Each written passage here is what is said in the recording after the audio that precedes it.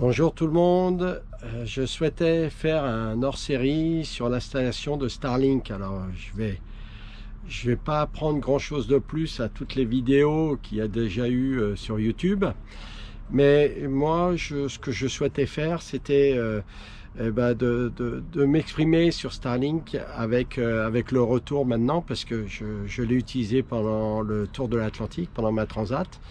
Donc 2022-2023, moi je suis revenu en juillet 2023. Là on est au mois de décembre et je pense que c'était intéressant de pouvoir échanger sur ce produit là. Donc déjà ce que je voulais vous montrer, c'est comment j'ai fait mon installation, que ça soit à l'extérieur mais également à l'intérieur. Vous montrer que mon installation de Starlink en 220, je l'ai modifié et je l'ai passé en 12 volts. Je vais vous montrer ce que j'ai dans le bateau justement pour faire cette modification, sans que ça soit quelque chose de très compliqué à faire. Au contraire, c'est hyper simple. Et je vous citerai le site qui m'a permis de prendre les pièces pour passer tout ça en 12 volts.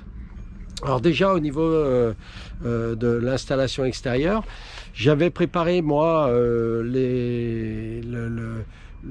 mât pour pouvoir mettre l'antenne, car j'avais déjà les dimensions, et j'ai récupéré Starlink dans les îles Vierges américaines, c'est-à-dire quasiment un peu plus de la moitié de mon voyage. Donc je vais vous montrer comment c'était fait. Donc moi j'ai un portique, sur lequel j'ai des panneaux solaires, et donc n'ayant pas de réservation pour l'antenne Starlink, j'ai récupéré un tube que j'ai fait couper, un tube en inox que j'ai fait couper, là c'était à Saint-Martin, l'île de Saint-Martin, et puis j'ai mis des genres de serre-joints, on va dire, en inox. Alors je vais vous montrer.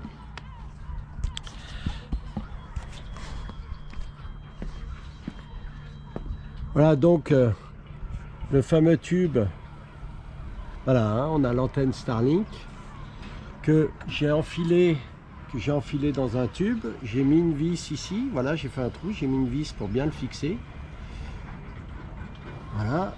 Et puis donc ensuite j'ai fixé ce tube avec ces deux grosses serre-joints, on va dire ça comme ça. Le terme c'est peut-être pas le plus approprié. Voilà, et puis le tube, voilà, il s'arrête ici.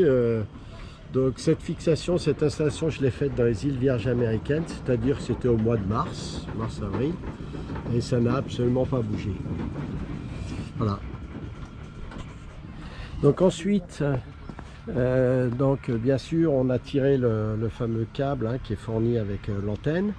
Bon, effectivement, en faisant ce raccordement avec le tube, j'avais pas d'autre choix que de passer à l'extérieur de mon installation du portique. Donc voilà, mon câble passe à l'extérieur, on le voit là, on va le suivre, on le voit ici. Voilà, ce câble arrive ici, voilà, c'est ici, ce câble arrive ici et rentre par ce passe-coque. Dans le bateau. Donc je vous filme d'un peu plus loin pour que vous voyez l'arrière du bateau. Donc voilà, on a le portique et on descend le long de ce portique pour arriver comme je vous montre ici. Voilà. Donc ensuite, forcément de l'arrière, puisqu'on rentre dans l'arrière du bateau, on a pu tirer le câble et venir jusqu'à la table à cartes. Alors je vais vous montrer. Donc l'installation intérieure, voilà, moi je suis venu à la table à cartes, alors quand même que je vous montre. Donc voilà où elle se situe. Donc effectivement, par rapport à l'antenne Starlink, je suis du même côté, donc pour tirer mes câbles c'était quand même un peu plus simple. Et j'ai pu venir, alors ça c'est après, on parlera après du raccordement en 12 volts. Mais surtout, comme on était en 220 volts, j'arrivais avec mon câble là-dedans. Donc je vais vous éclairer pour que vous voyez. Voilà, j'arrivais avec le câble Starlink dans l'armoire électrique, hein, à l'intérieur de l'armoire électrique, et je ressortais en fait, j'étais obligé, j'avais pas d'autre choix, de ressortir par ici. Donc mon câble ressortait par cet endroit-là, là. Ce qui fait que lui, je pouvais plus le fermer, sauf si bien sûr je faisais un trou, hein, mais donc ça voilà, c'est sous la table à cartes, hein, ce truc, sous la table à cartes. Et puis voilà, le Wi-Fi de Starlink, ben, j'avais pas d'autre solution, il est très volumineux, pas stable du tout, c'est pas super bien fait pour un bateau, pas stable du tout, donc j'étais obligé moi de le positionner en bas, voilà, ce que je vous montre, voilà, là-bas, sous la table à cartes, avec du double face pour qu'il tienne.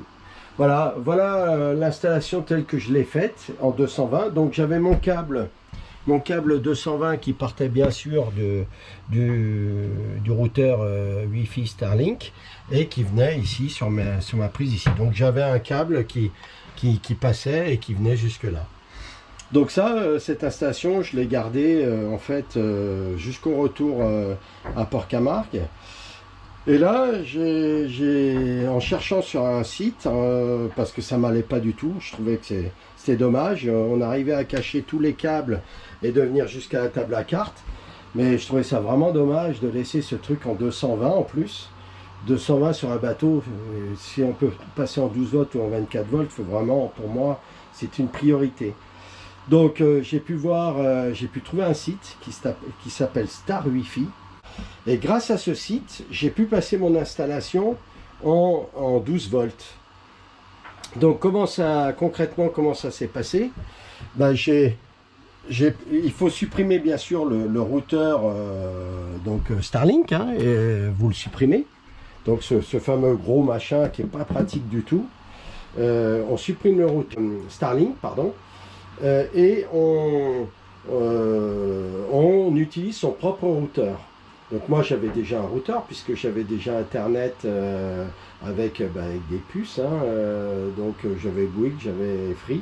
Ouais, l'avantage que j'ai eu, c'est que j'avais dans mon armoire électrique, j'avais une disponibilité d'un contacteur, donc j'ai pu le brancher, donc ce disjoncteur sur internet, donc génial, ça fait un truc très propre. Et surtout, et je vais vous montrer, voilà, donc grâce à ce site là qui propose une solution de transférer le système Starlink de 220 en 12 volts en réutilisant donc mon routeur que vous voyez au fond et en rajoutant donc un injecteur, un adaptateur et un injecteur PoE et puis bien sûr un booster. Voilà comment s'est transformé mon installation de 220 en 12 volts. Et vous voyez, l'intérêt du système, c'est que ça prend plus du tout de place. Je suis plus du tout embêté par le routeur Wi-Fi de Starlink on sait pas où le mettre. Il est pas stable, il est pas agréable du tout.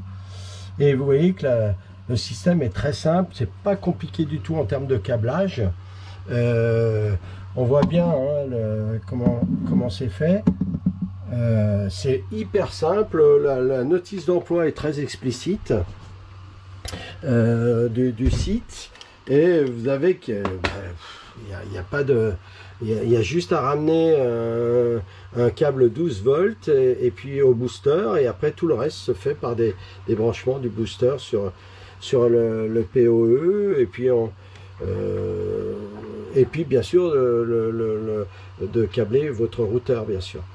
Donc voilà, donc on se retrouve, vous voyez, avec une installation très propre, il n'y a plus rien qui sort.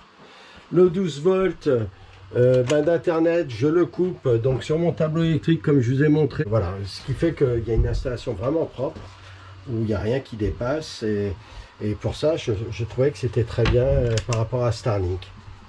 Donc le site qui propose ce kit, hein, c'est un kit, ils appellent ça un kit plug and play, kit 12 volts, c'est également, ils le font en 24 volts, c'est Star Wi-Fi, voilà, Star Wi-Fi, vous tapez Star Wi-Fi, tout simplement, et vous tombez sur ce site.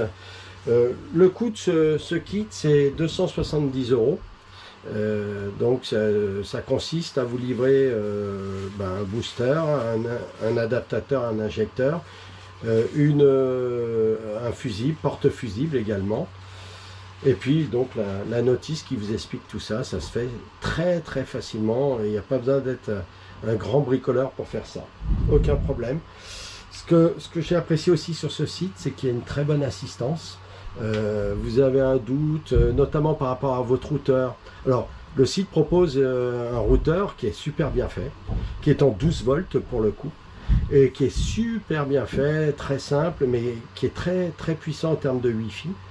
Et bon, moi j'avais déjà un routeur d'existant, mais objectivement, leur routeur est vraiment bien. Voilà ce que je pouvais dire sur mon installation Starlink. Je vous en montrerai sur un autre bateau si vous voulez. Donc après, m'exprimer sur Starlink, je crois que tout le monde l'a à peu près fait. Moi, je trouve que c'est un truc fantastique. Alors, bon, il y a les adeptes Elon Musk et puis il y a ceux qui sont contre. Moi, pour ma sécurité, pour la communication, j'ai jamais trouvé mieux. En tout cas, nous, pour la voile, c'est quelque chose de fantastique. Vous pouvez regarder Netflix si vous le souhaitez en pleine mer, en train de gîter avec 30 nœuds de vent. Pour l'avoir fait, je peux vous dire que ça marche sans problème. Vous pouvez communiquer en WhatsApp avec 35 nœuds de vent, avec votre famille, ce qui s'est passé moi entre les Bahamas, les Bermudes, entre les Bermudes, les Açores. Pas de coupure, c'est un internet qui est impeccable. Franchement, on ne peut rien critiquer là-dessus. Par contre, oui, on peut critiquer Bouygues, SFR, Orange, quand vous êtes à terre, que vous avez votre propre maison, que vous n'êtes pas en réseau fibre, mais en ADSL, vous payez des abonnements beaucoup trop chers et avec des qualités d'internet et de réception catastrophiques. Alors oui, là, vous pouvez critiquer, là, tout le monde peut critiquer, il n'y a pas de souci. Mais avec du Starlink, je suis désolé, mais on n'a pas ces problématiques. C'est vraiment quelque chose d'assez fantastique. Pour nous, des navigateurs, c'est un outil indispensable aujourd'hui. Pour notre sécurité, parce qu'on communique sans problème. Et alors ça n'empêche que si vous voulez doubler ça avec d'Iridium Go, pourquoi pas, effectivement, vous avez raison. Mais on ne peut pas se passer de Starlink aujourd'hui, c'est pas possible. Pour moi, on ne peut pas. Voilà, les abonnements sont totalement raisonnables. Vous pouvez prendre un abonnement ROAM. Et puis ensuite, dès que vous êtes en pleine mer, vous achetez des gigas. Je vous donne aussi mon exemple personnel.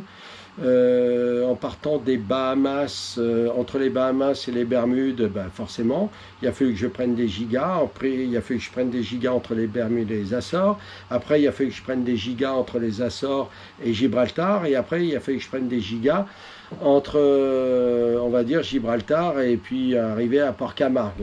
Voilà, on va dire ça. Mais dès que vous êtes près de la Terre, vous n'avez plus besoin de prendre des gigas.